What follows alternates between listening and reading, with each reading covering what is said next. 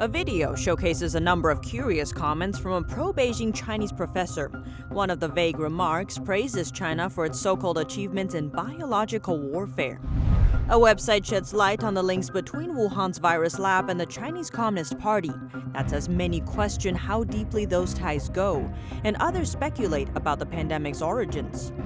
Hong Kong media tycoon Jimmy Lai has just pleaded guilty. He is among the most high-profile arrests made under Hong Kong's national security law. This as the Taiwanese branch of his newspaper ends its print edition. New data shows the U.S. is now importing a lot less from China. It's a sharp decline from before the pandemic started, largely due to U.S. tariffs on the country. And a report says the Chinese regime is using forced labor to make solar panels. The communist regime is allegedly making ethnic minorities in the Xinjiang region work against their will.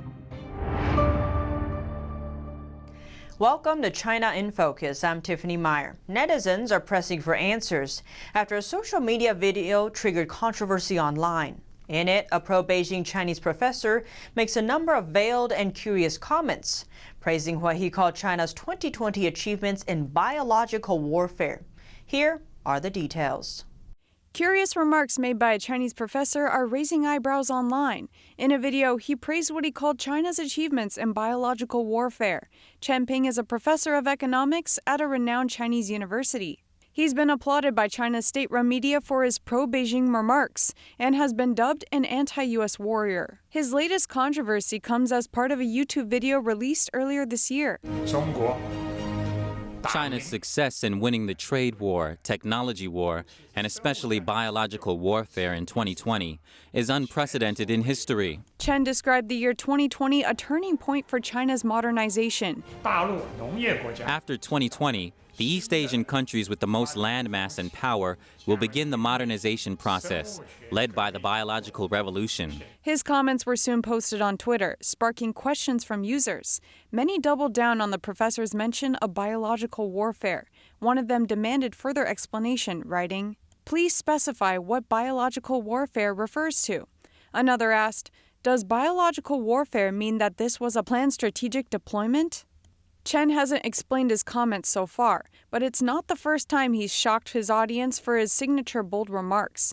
Comments he made last year also prompted controversy, which criticized the quality of life in the U.S. versus China.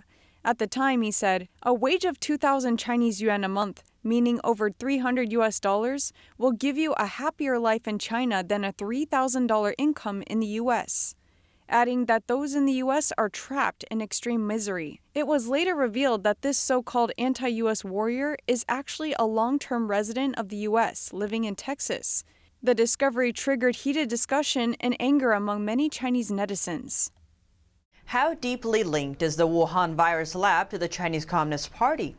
More and more people are questioning if the CCP virus actually leaked from the Wuhan Institute of Virology.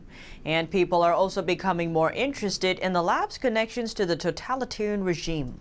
The Chinese language version of the Institute's website shows it has 6 CCP organizations, including a party committee, a commission for discipline inspection, and a communist youth league.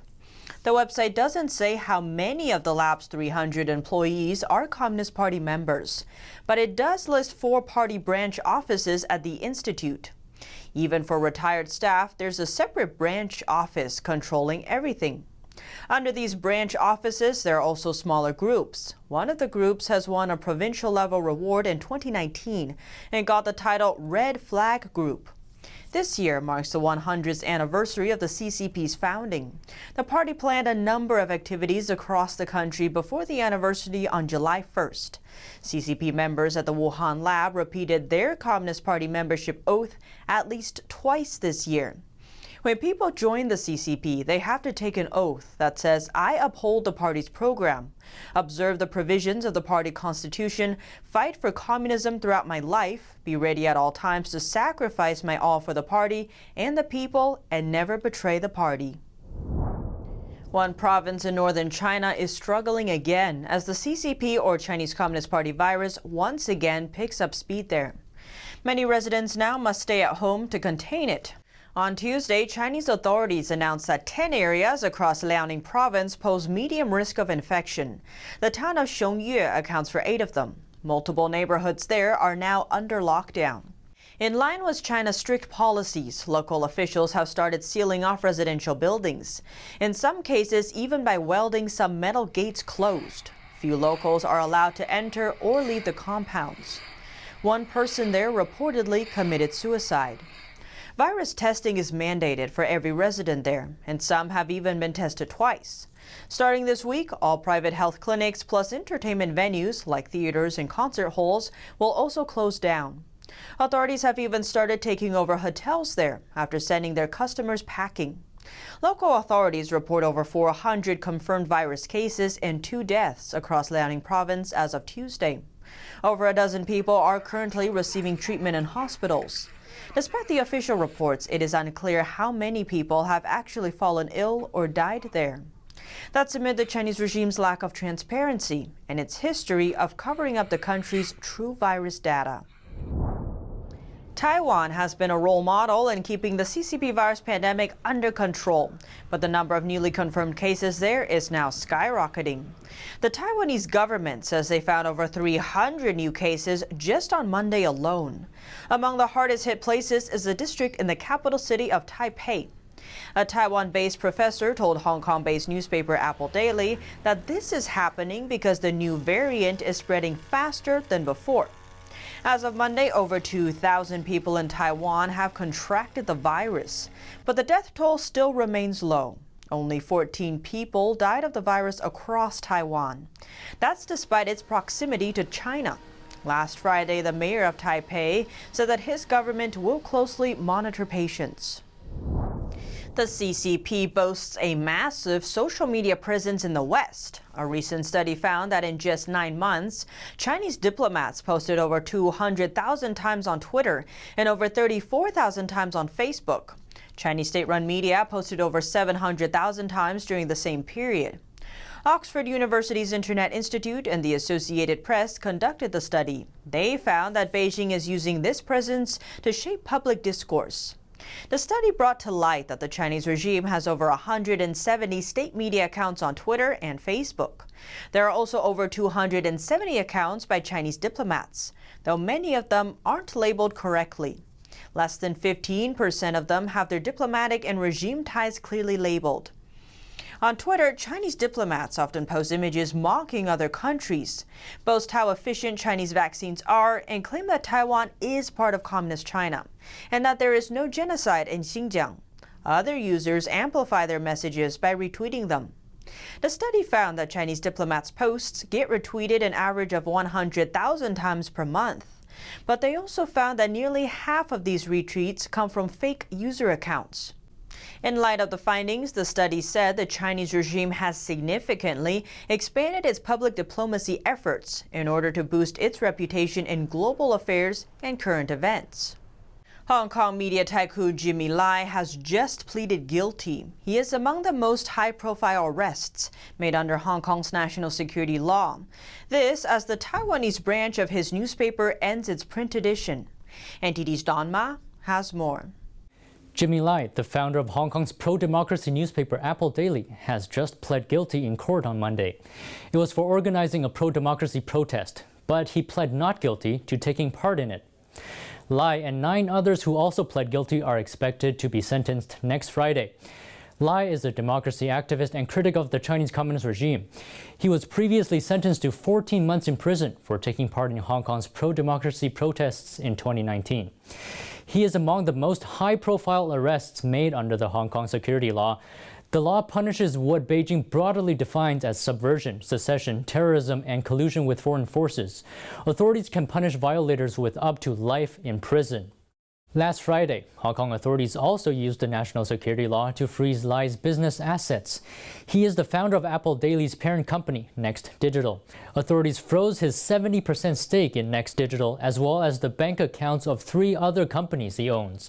This is the first time Hong Kong's authorities used the national security law to target a listed firm. Taiwan's Mainland Affairs Council told Reuters the asset seizure highlights the threat that the security law poses to Hong Kongers' properties. They said it is equivalent to announcing to the international community that Hong Kong's business risks are increasing. Despite the asset freeze, the print edition of Apple Daily published as usual in Hong Kong the next day. But the same can't be said about the Taiwanese edition of the pro-democracy paper.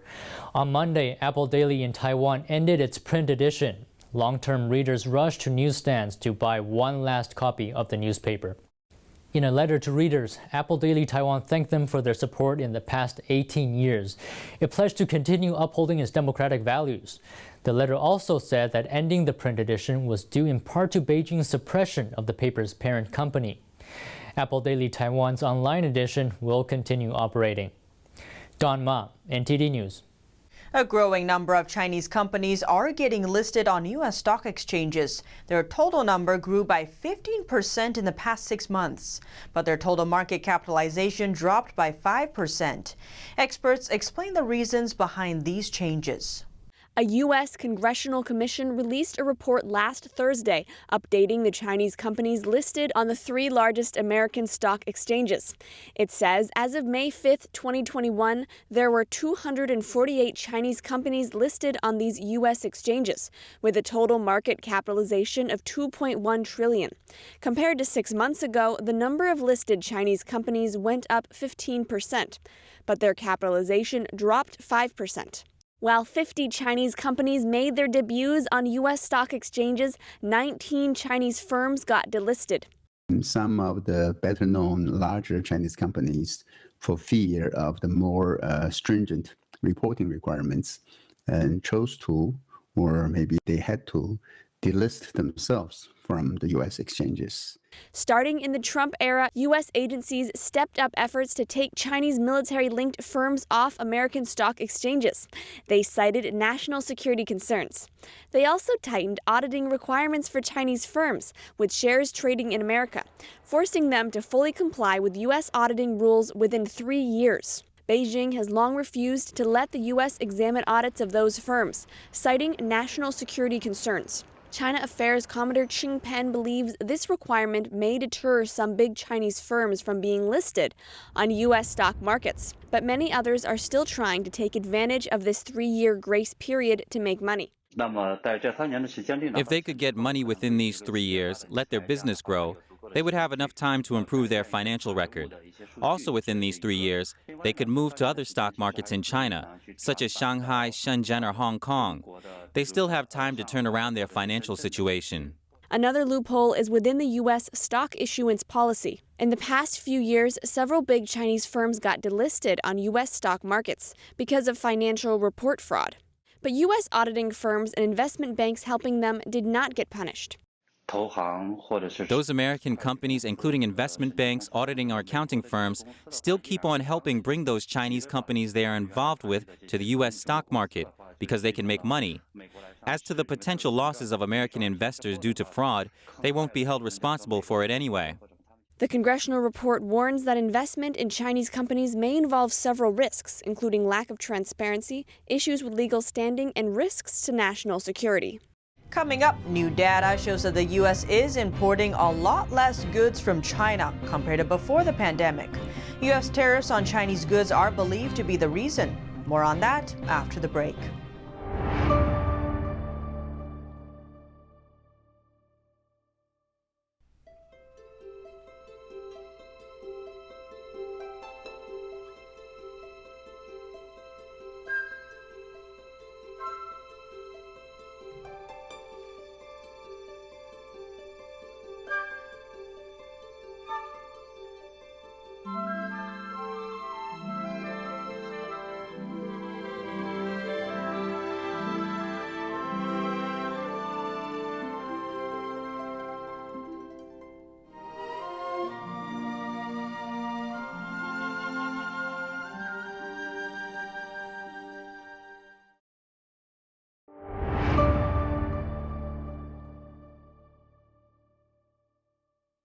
New data shows that the U.S. is importing a lot less goods from China as a result of tariffs.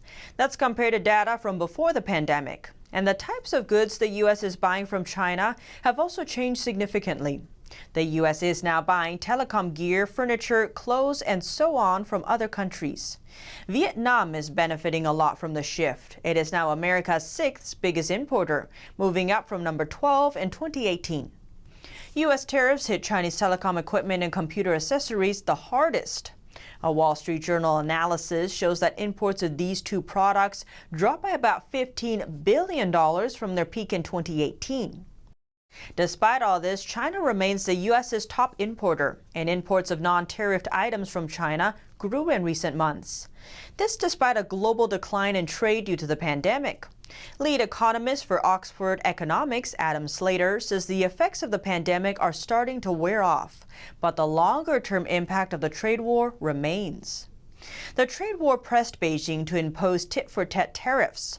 Although U.S. companies usually bear the costs, Chinese factories may also lose their business to rival factories in countries like Vietnam, Malaysia, and Mexico. The trade war also dealt a heavy blow to Beijing's ambitions to lead in advanced manufacturing technology, such as semiconductors and electric vehicles. A House subcommittee examined China's international lending practices today, specifically for its Belt and Road Initiative. NTD's Patrick Hayden has a look. On Tuesday, a House subcommittee held a hearing about China's lending practices to foreign countries.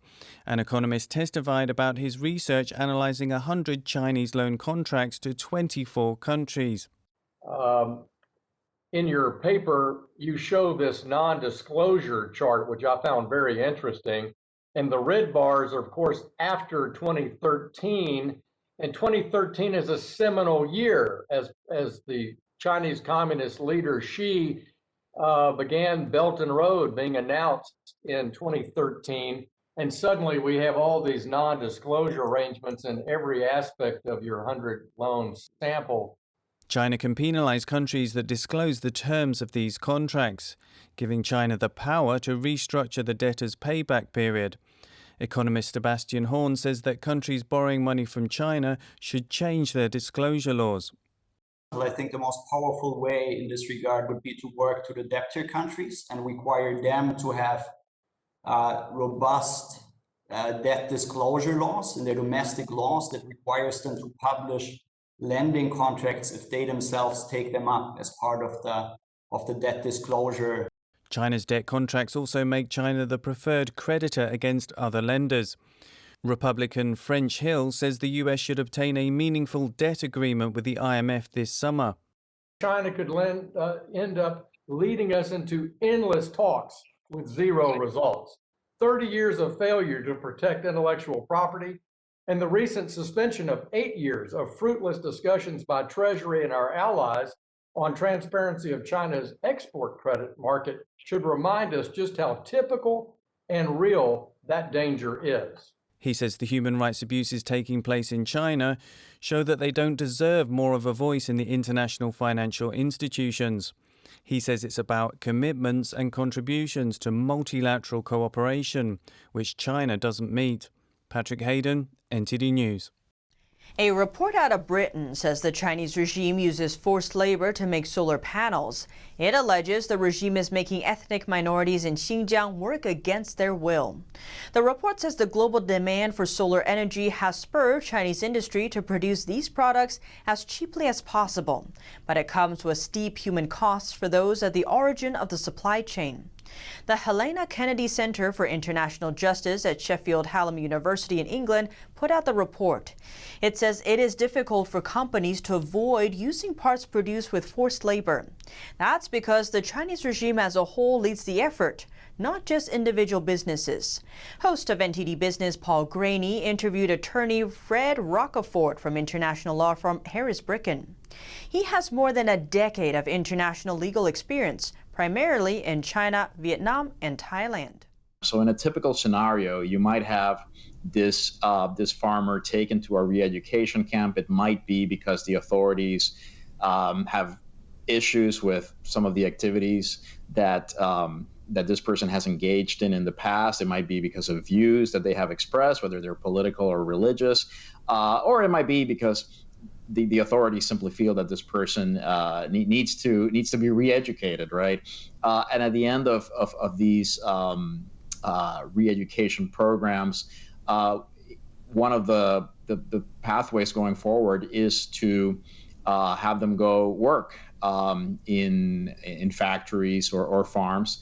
And if you think about it, it actually, I mean, if you put yourself in the shoes of the CCP, if you can sort of adopt their logic as your own, it actually makes a lot of sense. You've already taken the first step at the re-education camp. You've taken this person, you've told them that a lot of their traditional views are wrong. You're telling them that their religious beliefs are problematic and a form of superstition. Now you take it a step further and you say, well, look, now we're going to put all of this theory, we're going to put it to the test in practice. We're going to see if you can actually apply what you've learned at the camp and put it to practical use for the benefit of the economy and the country as a whole. And for regular Americans or various departments, businesses, etc., who are planning to buy solar panels and planning to import them, is there a way to really know which are being, there's forced labor being used or not really?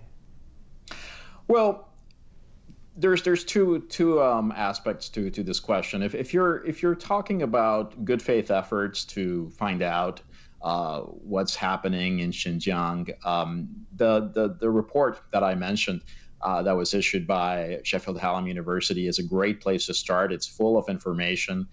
They've done a really good job of collating the information that's available and really offering a guide to companies looking to do business in this sector as to what the risks are. In fact, that's one of the things that really impacted me about this report. It's just how, if you will, business friendly it is. It really goes to the heart of that matter. How can you make decisions based on information?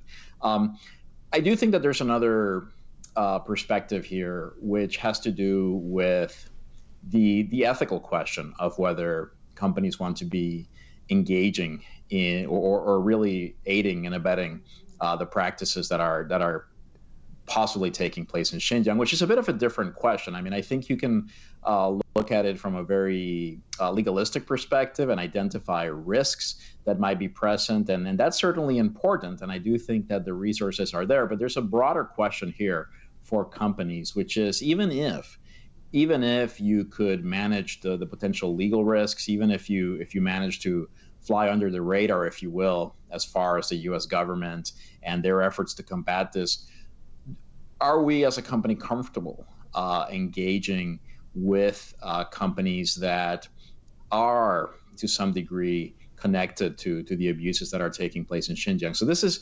I think, a bit of a different question altogether. And that's all for today's China in Focus. But before you go, we have a special announcement.